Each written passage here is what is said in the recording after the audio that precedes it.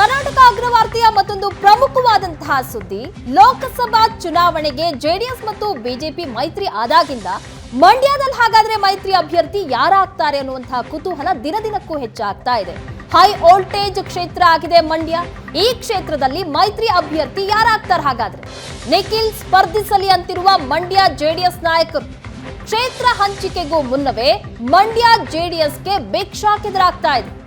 ಮಂಡ್ಯದಿಂದಲೇ ನಿಖಿಲ್ ಸ್ಪರ್ಧೆಗೆ ಪದೇ ಪದೇ ಒತ್ತಾಯ ಕೇಳಿ ಬರ್ತಾ ಇದೆ. ಲೋಕಸಭೆಗೆ ಸ್ಪರ್ಧಿಸದಿರೋದಕ್ಕೆ ನಿರ್ಧಾರ ಮಾಡಿದ್ದಾರೆ ನಿಖಿಲ್. ನಾನು ಸ್ಪರ್ಧೆ ಮಾಡಲ್ಲ ಅಂತ ನಿಖಿಲ್ ಕುಮಾರಸ್ವಾಮಿ ಹೇಳ್ತಿದ್ದಾರೆ. ಯಾವುದೇ ಒತ್ತಡ ಬಂದರೂ ಸ್ಪರ್ಧಿಸಲ್ಲ ಅಂತ ಸ್ಪಷ್ಟ ಸಂದೇಶ ರವಾನೆ ಮಾಡಿದ್ದಾರೆ. ನಿಖಿಲ್ ಸ್ಪರ್ಧೆ ನಿರೀಕ್ಷೆಯಲ್ಲಿದ್ದಂತಹ ಜೆಡಿಎಸ್ ನಾಯಕರಿಗೆ ಇದು ನಿರಾಸೆಯಾಗಿದೆ. ಲೋಕಸಭೆಗೆ ಯಾವುದೇ ಕಾರಣಕ್ಕೂ ನಾನು ಸ್ಪರ್ಧೆ ಮಾಡೋದಿಲ್ಲ ಅನ್ನುವಂತಹ ಸ್ಪಷ್ಟ ಸಂದೇಶವನ್ನ ನಿಖಿಲ್ ಕುಮಾರಸ್ವಾಮಿ ಹೇಳಿದ್ದಾರೆ. ಮಂಡ್ಯದಿಂದಲೇ ನಿಖಿಲ್ ಸ್ಪರ್ಧೆಯನ್ನ ಮಾಡಬೇಕು ಅಂತ ಪದೇ ಪದೇ ಒತ್ತಾಯ ಮಾಡ್ತಾ ಇದ್ದಾರೆ ಕಾರ್ಯಕರ್ತರು, ಬೆಂಬಲಿಗರು. ಆದ್ರೆ ನಿಖಿಲ್ ನಾನು ಸ್ಪರ್ಧೆ ಮಾಡೋದಿಲ್ಲ ಅಂತ ಸ್ಪಷ್ಟವಾಗಿ ಹೇಳ್ಬಿಟ್ಟಿದ್ದಾರೆ. ಹಾಗಿದ್ರೆ ನಿಖಿಲ್ ಸ್ಪರ್ಧೆ ಮಾಡೋದಕ್ಕೆ ಒಪ್ಪದೇ ಇರೋದಕ್ಕೆ ಏನ್ ಕಾರಣ ಅಂತ ನಾವು ನೋಡ್ತಾ ಹೋದ್ರೆ, ನಿಖಿಲ್ರ ಈ ನಿರ್ಧಾರದ ಹಿಂದೆ ಅವರ ರಾಜಕೀಯ ಭವಿಷ್ಯದ ಲೆಕ್ಕಾಚಾರ ಅಡಗಿದೆಯಾ? ಯಾಕಂದ್ರೆ ಈಗಾಗಲೇ 2 ಬಾರಿ ಸೋಲು ಕಂಡಿದ್ದಾರೆ ನಿಖಿಲ್ ಕುಮಾರಸ್ವಾಮಿ.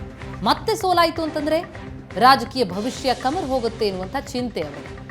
ನಿಖಿಲ್ ಸ್ಪರ್ಧೆಯೇ ವಿರೋಧಿಗಳಿಗೆ ಚುನಾವಣಾ ಅಸ್ತ್ರ ಆಗಿಬಿಡುತ್ತೆ ಎನ್ನುವ ಸಾಧ್ಯತೆ ಇದೆ. ಅಲ್ಲದೆ ಅವಕಾಶವಾದಿ ರಾಜಕಾರಣಿ ಎನ್ನುವ ಹಣೆಪಟ್ಟಿ ಬಂದ್ಬಿಡುತ್ತೆ. ರಾಮನಗರ ಸೋಲ್ನಿಂದ ಮತ್ತೆ ಮಂಡ್ಯಕ್ಕೆ ಬಂದ್ರು ಅಂತ ಅಪಪ್ರಚಾರ ಆಗುತ್ತೆ. ಹೊರಗಡೆಯಿಂದ ಅಭ್ಯರ್ಥಿಯನ್ನ ಕರೆತಂದ್ರು ಎನ್ನುವ ಮಾತು ಕೇಳಿಬರುತ್ತೆ. ಮತ್ತೆ ಕಳೆದ ಬಾರಿಯಂತೆ ಸ್ವಾಭಿಮಾನದ ಕಿಚ್ಚು ಹೆಚ್ಚುವ ಆತಂಕ ಕೂಡ ಇದೆ.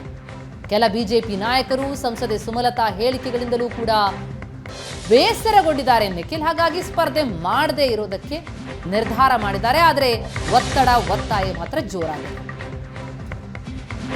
ಇನ್ನು ಮಂಡ್ಯ ಲೋಕಸಭಾ ಅಖಾಡದಿಂದ ನಿಖಿಲ್ ಅಂತೂ ಹಿಂದೆ ಸರಿದಿದ್ದಾರೆ. ಹಾಗಾದ್ರೆ ಮಂಡ್ಯ ಕ್ಷೇತ್ರದಿಂದ ಜೆಡಿಎಸ್ ನ ಅಭ್ಯರ್ಥಿ ಯಾರಾಗ್ತಾರೆ? ಮತ್ತೆ ಮಂಡ್ಯ ದಳಪತಿಗಳಿಗೆ ಗೊಂದಲವಾಗಿದೆ ಅಭ್ಯರ್ಥಿಯ ಆಯ್ಕೆ.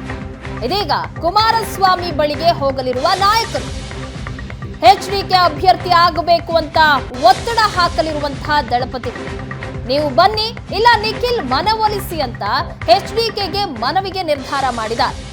HDK ಅಭ್ಯರ್ಥಿ ಆಗಬೇಕು ಅನ್ನುವಂತ ಒತ್ತಡ ಈಗ. ನಿಖಿಲ್ ಅಂತೂ ನಿಲ್ಲೋದಿಲ್ಲ ಅಂತ ಹೇಳಿದ್ದಾರೆ, ಅಭ್ಯರ್ಥಿ ಆಗೋದಿಲ್ಲ ಅಂತ ಹೇಳ್ತಿದ್ದಾರೆ.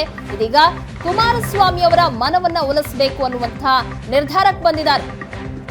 ಹಾಗಿದ್ರೆ ಮಂಡ್ಯದಿಂದ ಜೆಡಿಎಸ್ ಅಭ್ಯರ್ಥಿ ಯಾರಾಗ್ತಾರೆ? ಈ ಕುತೂಹಲವಂತೂ ಖಂಡಿತ ಇದೆ. ಮತ್ತೆ ಮಂಡ್ಯ ದಳಪತಿಗಳಿಗೆ ಅಭ್ಯರ್ಥಿ ಆಯ್ಕೆ ಅನ್ನೋದು ಬಹಳ ಗೊಂದಲ ಆಗಿದೆ.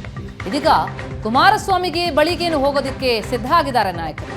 HDKನೇ ಅಭ್ಯರ್ಥಿ ಆಗಬೇಕು ಅಂತ ಒತ್ತಡ ಹಾಕಲಿದ್ದಾರೆ ದಳಪತಿಗಳು. ಒಂದೋ ನೀವು ಬನ್ನಿ ಇಲ್ಲ ನಿಖಿಲ್ರ ಮನವೊಲಿಸಿ ಅಂತ HDKಗೆ ಮನವಿ ಮಾಡಿಕೊಳ್ಳುವಂತಹ ನಿರ್ಧಾರಕ್ಕೆ ಬಂದಿದ್ದಾರೆ. ಈಗ ಕುಮಾರಸ್ವಾಮಿ ಅಂಗಳದಲ್ಲಿದೆ ಮಂಡ್ಯ ಅಭ್ಯರ್ಥಿ ಆಯ್ಕೆ. ಮಂಡ್ಯದಿಂದ ಮಾಜಿ ಸಚಿವರಾದ ಪುಟ್ಟರಾಜು, DC ತಮ್ಮಣ್ಣ, ಮಾಜಿ ಶಾಸಕ ಸುರೇಶ್ ಗೌಡ ಇವರೆಲ್ಲರೂ ಟಿಕೆಟ್ ಆಕಾಂಕ್ಷಿಗಳೇ. ಈ ಮೂವರಲ್ಲೊಬ್ರು ಸ್ಪರ್ಧೆ ಮಾಡಿ ನಾವಿರ್ತೀವಿ ಅಂತಾರ HDK, ಇಲ್ಲ ನಿಖಿಲ್ ಮನವೊಲಿಸೋದಕ್ಕೆ ಪ್ರಯತ್ನ ಮಾಡ್ತಾರ HDK, ಅಥವಾ ತಾವೇ ಮಂಡ್ಯ ಅಖಾಡಕ್ಕೆ ಪ್ರವೇಶ ಮಾಡ್ತಾರ? ಇದು ಭಾರಿ ಕುತೂಹಲವನ್ನ ಮೂಡಿಸ್ತಾ ಇದೆ. ಮಂಡ್ಯ ಬಹುತೇಕ ಜೆಡಿಎಸ್ನ ಪಾಲಾಗತ್ತೆ. ಮೈತ್ರಿ ಅಭ್ಯರ್ಥಿಯಾಗಿ ಜೆಡಿಎಸ್ನಲ್ಲೇ ಯಾರನ್ನೋ ನಿಲ್ಲಿಸ್ತಾರೆ ಎನ್ನುವಂಥ ಮಾತುಗಳು ಪ್ರಬಲವಾಗಿ ಕೇಳಿ ಬರ್ತಾ ಇರುವಂಥ ಸಂದರ್ಭದಲ್ಲಿ ಯಾರಾಗ್ತಾರೆ ಹಾಗಿದ್ರೆ? ಫೈನಲ್ ಆಗದ ಮಂಡ್ಯ ಲೋಕಸಭೆಯ ಮೈತ್ರಿ ಅಭ್ಯರ್ಥಿ. ಕಾರ್ಯಕರ್ತರ ಅಭಿಪ್ರಾಯದ ಬಳಿಕ ಅಭ್ಯರ್ಥಿ ಫೈನಲ್ ಮಾಡಲಾಗುತ್ತೆ. ಮುಖಂಡರ ಜೊತೆಗಿನ ಸಭೆ ಬಳಿಕ ದೇವೇಗೌಡರ ಹೇಳಿಕೆ ಇದೆ. ಇನ್ನೂ ಸಹ ಫೈನಲ್ ಆಗಿಲ್ಲ ಯಾರ ಅಭ್ಯರ್ಥಿ ಅಂತ. ಮಂಡ್ಯದ 8 ವಿಧಾನಸಭಾ ಕ್ಷೇತ್ರಗಳಲ್ಲಿ ಸಂಚಾರ ಮಾಡ್ತೀವಿ, ಕಾರ್ಯಕರ್ತರ ಅಭಿಪ್ರಾಯವನ್ನ ಸಂಗ್ರಹಿಸಿ ಅಭ್ಯರ್ಥಿಯನ್ನ ಅಂತಿಮ ಮಾಡ್ತೀವಿ. ಮಂಡ್ಯದಲ್ಲಿ ನಿಖಿಲ್ ಸ್ಪರ್ಧೆ ಮಾಡಲ್ಲ ಅಂತ ಹೇಳಿದಾನೆ.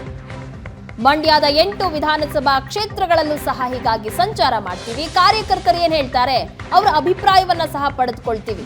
ಈಗಾಗಲೇ ಮಂಡ್ಯದಲ್ಲಿ ನಿಖಿಲ್ ಕುಮಾರಸ್ವಾಮಿ ಸ್ಪರ್ಧೆ ಮಾಡಲ್ಲ ಅಂತ ಹೇಳಿದ್ದಾರೆ ಅಂತ ದೇವೇಗೌಡರು ಹೇಳಿದ್ದಾರೆ.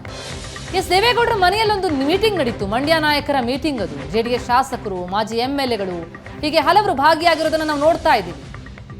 ಮಂಡ್ಯದಿಂದ ನಿಖಿಲ್ ಅಥವಾ ಕುಮಾರಸ್ವಾಮಿ ಸ್ಪರ್ಧೆ ಆಗಬೇಕು ಅನ್ನುವಂಥ ಒತ್ತಡ ಕೇಳಿ ಬಂದಿತ್ತು. ಆ ಮನವಿ ಮಾಡ್ಕೊಳ್ಳೋದಕ್ಕೆ ಹೋಗಿದ್ರು. ಆ ಸಂದರ್ಭದಲ್ಲಿ ಮೀಟಿಂಗ್ ಬಳಿಕ ದೇವೇಗೌಡರು ಆಡಿದಂತಹ ಮಾತದು. ನಾನು ಸ್ಪಷ್ಟೀಕರಣ ಮಾಡಿದ್ದೇನೆ. ನಿಖಿಲ್ ಅವರು ಕೂಡ ನಾನು ನಿಲ್ಲಲ್ಲ, ನಾನು ಕಾರ್ಯಕರ್ತನ ಕೆಲಸ ಮಾಡ್ತೀನಿ. ಈಗ ಇಡೀ ರಾಜ್ಯದಲ್ಲಿ ಅವರು ಯುವಜನತ ಅಧ್ಯಕ್ಷರಾಗಿ ಪ್ರತಿ ಜಿಲ್ಲೆದನ್ನ ಇವತ್ತು ಎಲ್ಲಾ ಕಾರ್ಯಕರ್ತರು ಮಾತನಾಡತಕ್ಕಂಥ ಒಂದು ಸಕ್ರಿಯ ರಾಜಕಾರಣದಲ್ಲಿ ತೊಡಗಿಸಿಕೊಂಡಿದ್ದಾರೆ. ಮೊನ್ನೆ ಸೋಷಿಯಲ್ ಮೀಡಿಯಾ ಇಡೀ ರಾಜ್ಯದ ಎಲ್ಲಾ ಸೋಷಿಯಲ್ ಮೀಡಿಯಾದಲ್ಲಿರ್ತಕ್ಕಂಥ ನಮ್ಮ ಪಕ್ಷದ ಅಭಿಮಾನಿಗಳಿದ್ದಾರೆ ಯಾರಿದ್ದಾರೋ ಅವ್ರನ್ನೆಲ್ಲರನ್ನೂ ಕರೆಸಿ ಮಾತನಾಡಿದ್ದಾರೆ.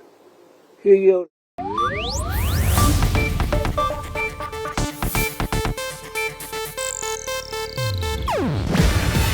ಇದು ಏಷ್ಯಾನೆಟ್ ನ್ಯೂಸ್ ನೆಟ್ವರ್ಕ್ ಪ್ರಸ್ತುತಿ. ನೀವು ನೋಡ್ತಿದ್ದೀರಾ ಏಷ್ಯಾನೆಟ್ ಸುವರ್ಣ ನ್ಯೂಸ್.